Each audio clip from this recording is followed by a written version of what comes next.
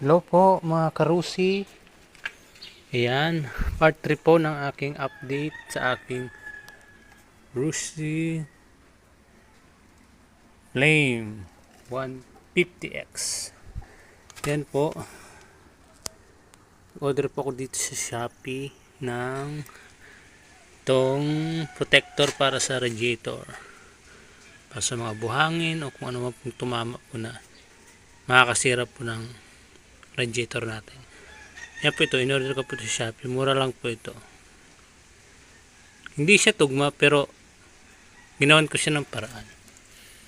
Lagyan ko siya dito sa gilid. Or pwede din, meron kayong mahabang tornilyo, dito ilagay. Siguro pwede eh. Pero soon, try natin na dun ilagay. Kasi may butas naman to eh. Bubutasan lang dito. Then ganoon din po sa kabila. Ayan.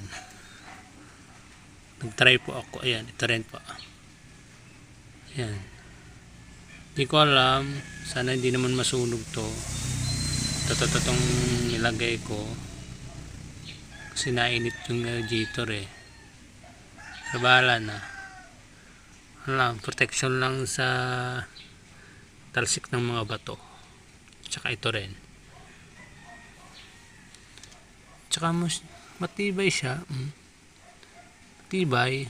Nagala ko. Tsaka pagliko, hindi naman siguro tatama. Wait. Try natin. Hindi ko nga natin. Ayun. Tama ba? Ay, hindi naman. Sakto lang. Try natin dito sa kabila.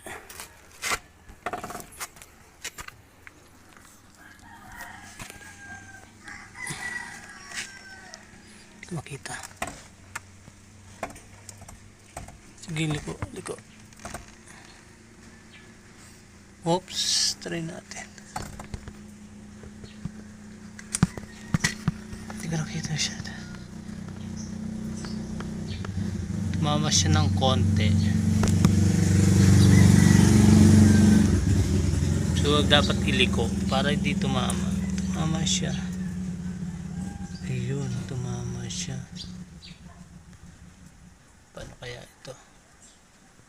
Pero at least hindi naman siya sagad. Kunti lang talaga. Tumama na siya na ako. Pero pwede na. Hindi naman